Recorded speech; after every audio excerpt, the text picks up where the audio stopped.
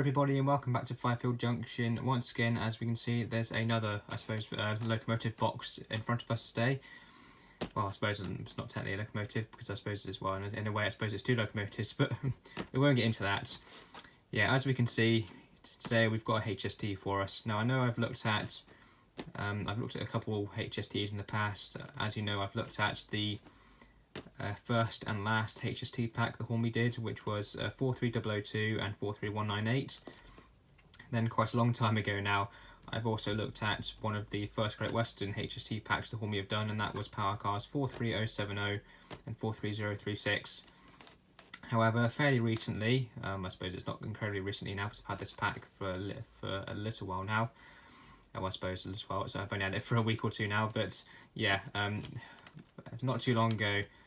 I'm not sure how many of you may have noticed, but some time ago now, Hatton's somehow managed to acquire quite a few of this particular HST pack with these two power cars, and I've been looking for these two power cars for a while now because for some time now these were the last I suppose green power cars that I needed the Hornby have done.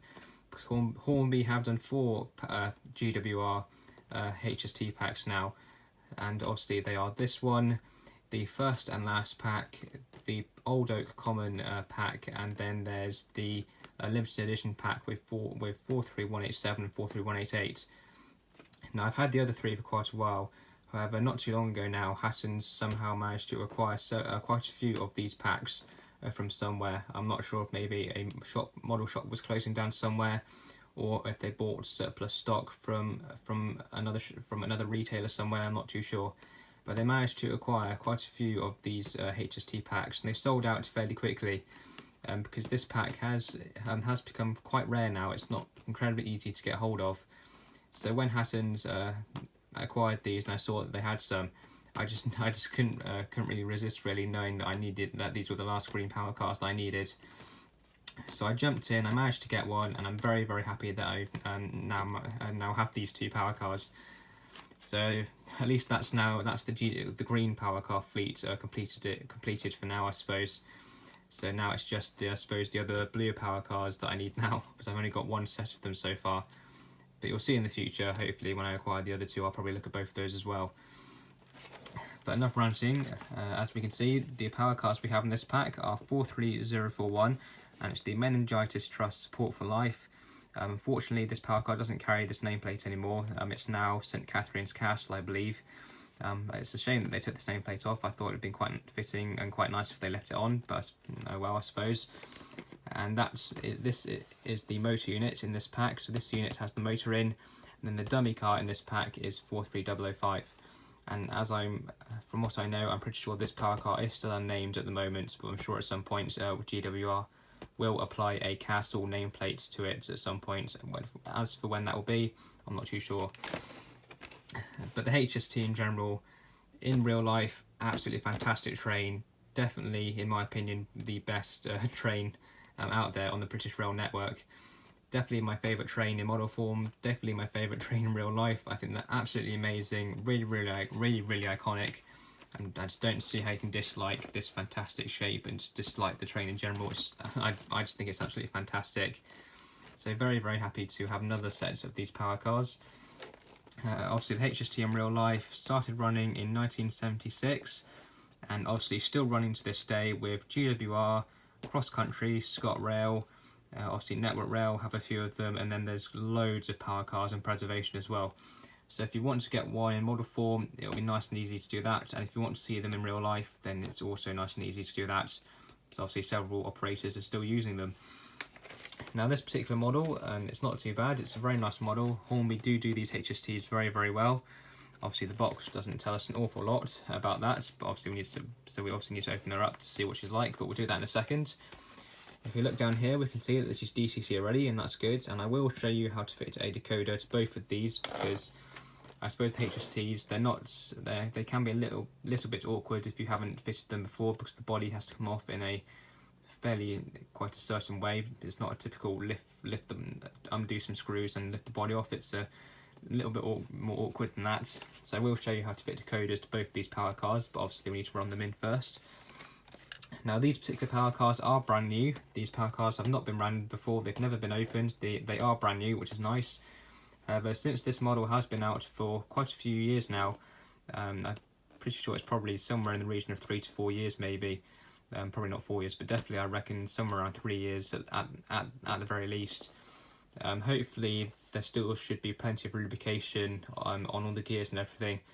But we'll see what she's like when we start running her in. If she is still a little bit squeaky after running in, then I may add a little bit of oil to both the worm gears and stuff, just to make sure that everything is still fine. If we look on the back of the box, I think it's not the camera there, sorry about that. And we can see there's loads of information there about the HST, and I'm pretty sure about these two power cars as well. Yeah, just there in this last paragraph, there's some information there about these power cars, I believe. So feel free to read that if you want to. And to be honest, I think there's nothing else really that interesting on the box, to be honest. So for the very first time, let's open up these power cars and let's see what they're like. Now it's this typical Hornby packaging. I'm sure we're all used to this sort of packaging that Hornby do for their HSTs. I don't actually have any scissors or anything to hand, actually. I have got my toolbox just the side of me here, so if I just grab a screwdriver actually, and then I should be able to fairly easily, he says, slice through this bottom section of tape. There we go. I'm incredibly professional, but I suppose it does the job. There we go. Then if we lift up the cards, as we can see here, we've got some instructions here. Now, again, I really recommend looking at these instructions for whatever model you're opening. If it's an unfamiliar model to you, I do recommend looking through these because they are important. So we can see here, Class 43 HST, DCC ready, DCC fitted or sound, because you can buy at least 1 or 2 sets of these with the TTS sound chips fitted if you want to. However, most of these come DCC ready from the factory. If we open these up, it's the fairly typical stuff. So you can see lubrication on the axles there, body removal. Now this is, I'll very quickly mention this so you can see what I mean about how removing the body on these is slightly awkward. So it's the typical 4 screws that I'm sure we're used to on quite a lot of models these days. However, you then have to lift the back of the body out slightly and then move the body forwards so that the nose does not catch on the chassis. And once you do that, then the body should just lift off, but be very careful because there are wires securing the light to the chassis. However, these are not hardwired in. There is a plug that secures them to the circuit board. So if you want to fully remove the body from the chassis, then you can do that. And then we can see here the location of the DCC socket and sound. So there's a nice 8-pin socket inside there for us to fit a chip into. And you can see also where the speaker is supposed to go. So while we're looking at this, I will just mention, sometimes it's not always the best to fit these speakers exactly where Hornby have designated for them to go.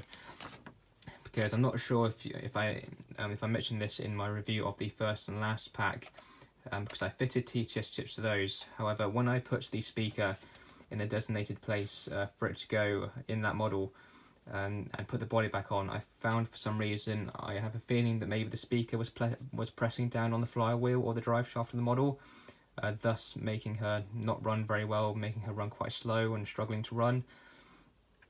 So I'm not sure if that's the case with all power cars. However, it's an issue that I had with Kenneth Grange, so I've had to move the speaker a bit further back and she seems to be running better now.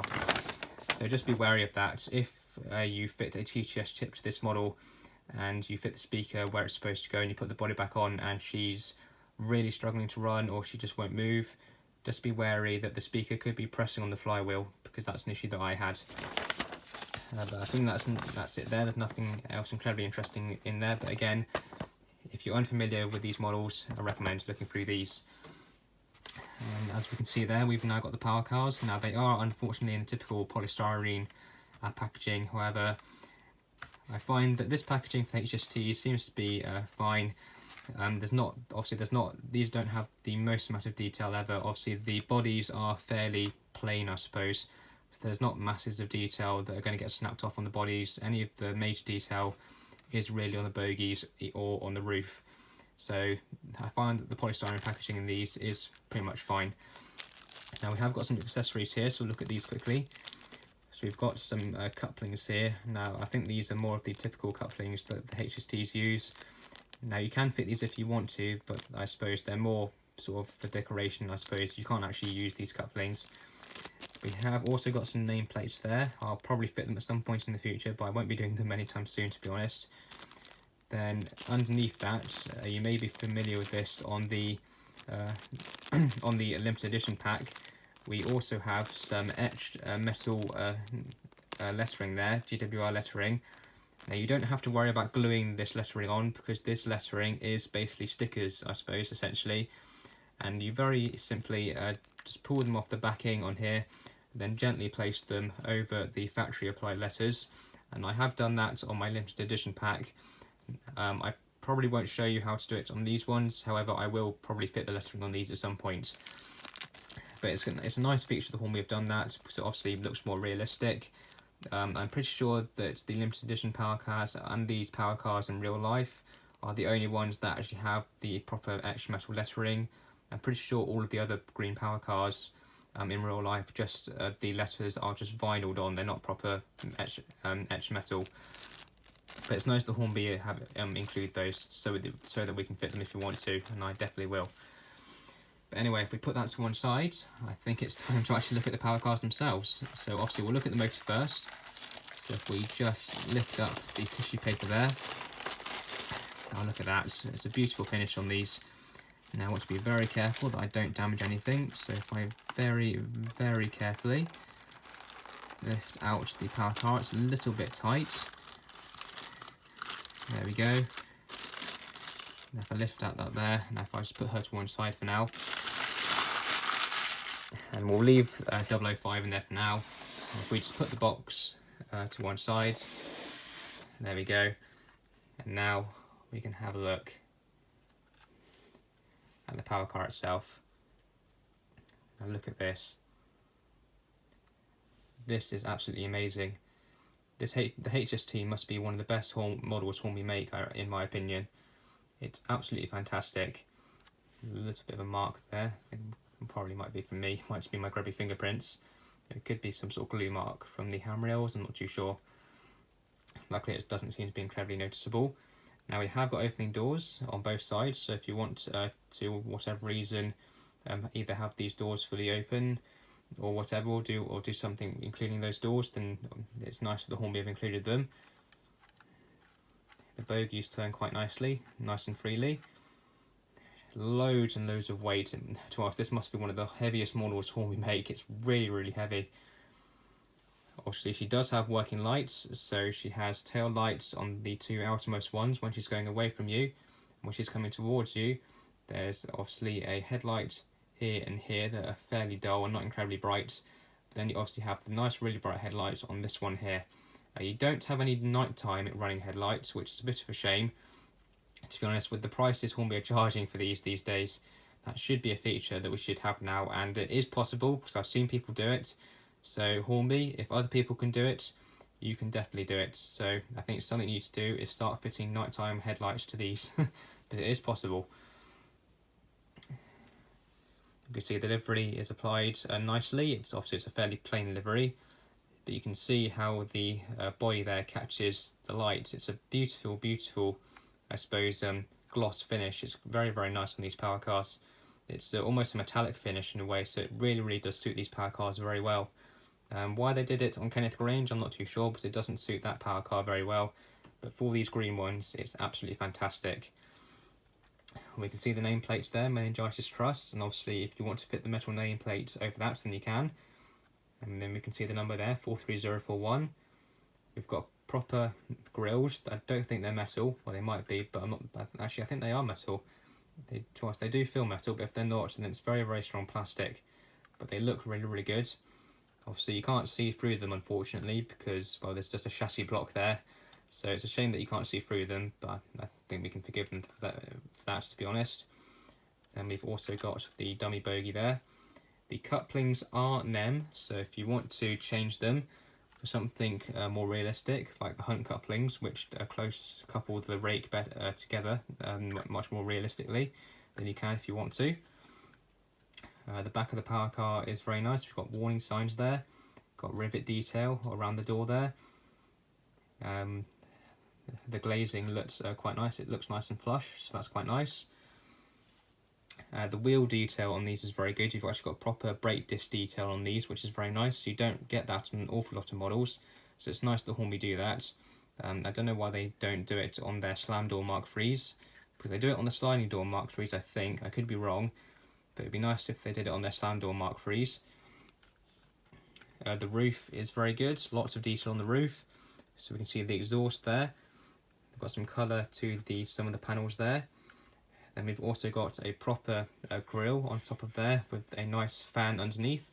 The fan doesn't spin. It does on the older versions of these, like the early premium versions from sort of the mid to late 2000s. Those models do have working fans. However, these particular ones don't. But to be honest, I think that's fine. I don't really look for spinning fans, to be honest. We've got some nice handrails by the doors. I don't think they're metal. I think they are just plastic. But they look very good and they feel nice and sturdy, so it doesn't feel like they're going to come off. Again, more warning signs above the doors. And we've got some nice yellow at the front, and it's applied very well, nice and crisp, a transition between the two colours, so that's very nice. We have got proper cab detail. As you can see on this particular one, the cab seems to be blue on this one for some reason. Why that is, I'm not too sure. It's usually grey on these. However, on this one it's blue, unless this cab has been replaced, because I have got a HST that's had a replacement cab fitted whilst I've had it, and that cab is blue. So maybe this particular one has a replacement cab for some reason, I'm not too sure. But I've never actually seen one of these power cars have a blue cab interior from the factory, so that's quite interesting. But yeah, overall, no complaints really. Great detail, great weight, beautiful livery application. The motor of the unit looks absolutely brilliant. So if we put her to one side, and we'll very quickly look at the dumb unit, because I'm starting to get pins and needles in one of my legs. So we'll look at 005 very quickly, since she is exactly the same, just a different number, and obviously she has no motor in her. So I try and get her out nice and gently, don't want to damage her. There we go. And again, if I just put the packaging behind there we go. And if we very quickly have a look at the dummy unit, and yeah, she does have a blue cab interior as well, so that's quite strange. But very quickly, as you can see, detail is exactly the same. It's very, very good. Obviously, she's much lighter because there's no motor in there. And you can also see right through the grills there. You can see right through the other side, which is quite nice. The bogies again turn nicely. She does have all-wheel pickup, and that's exactly the same on the motor as well. All-wheel pickup on both units. Again, beautiful livery application. And overall, she's just amazing. Again, she does have working lights, and obviously there is a DCC socket inside here, so you can chip her to control the lights. So overall, she's absolutely amazing. Great detail, great weight. Overall, absolutely fantastic. Definitely one of the best models Hornby make. Obviously, you can sometimes get a dodgy version. I've had Hornby HSTs with very, very minor quality issues, such as random bits of plastic still on the wheels that need taking off, and other small bits like that. But overall, absolutely fantastic, really, really good. So the next thing to do, if I just bring both power cars back into shot, there we go. Obviously the next thing to do is put them on the track and see how they run. Now obviously they are brand new, they're going to need running in. Obviously they have been sat in a box for several years, but hopefully everything will be fine. So let's get them on the track and get them running in. Okay, so here we are over the layout. Obviously a very familiar view to everyone by now. So I'll put the dummy car on first actually. So if we take 005 and just put her on the track, nice and easy to do. There we go. She's moving quite nicely, that's fine. Then if we grab the power car, 43041, and put her on as well, probably a little bit harder, sort of there's a little bit more weight, but there we go, I think she's on. Yes, she is. Right, if we couple both power cars together, there we go. Now obviously, if I just move the camera for you a bit actually, there we go. And obviously they're brand new, they've never moved before, nothing inside of here has ever moved. None of these gears have rotated, the motor's never moved before. So I think the only thing we can do really is give her a little bit of power and first of all see if she works. So let's actually see what direction we've got selected first. Forward, okay. That's not too bad actually, in the other direction. Okay, so she does seem to be a little bit grindy, not the happiest, but again, she is new, none of that, that's the first time all of that has moved, so obviously she's not going to be at her best at the moment, but hopefully after 30 minutes in each direction, she should be a lot better, hopefully a lot smoother. If I just bring her back and shot a bit better. There we go. Obviously, I will very quickly mention, I have had comments from this in the past. Obviously, when I'm running my DC locos, I do use the standard train set Hornby controller. If I just show you. So this is the DC controller that I use. Obviously, I know it's very cheap, I know it's not the best. However, since I rarely run DC, again, I only run DC really if I'm running in a new loco, or if I have a loco that I just want to keep on DC, which is common. I only have a few locos that are on DC. So there's no point me really investing in a better quality DC controller since I won't use it very much. I find these Hornby train set controllers, whilst they are cheap and inexpensive, they do the job very well. They control locos nice and smoothly. So that's why I just use one of these very cheap controllers, because there's no point me really investing anything too good because I just won't use it very much. Oh, there we go. But yeah, back to the loco. Without further ado, let's get it running in. This will probably be the end of this video here, and once they finish running in, we'll fit some decoders to them, put some coaches between the two of them, and then we can see what they're really like. So let's get them running in, and I'll see you in the next video.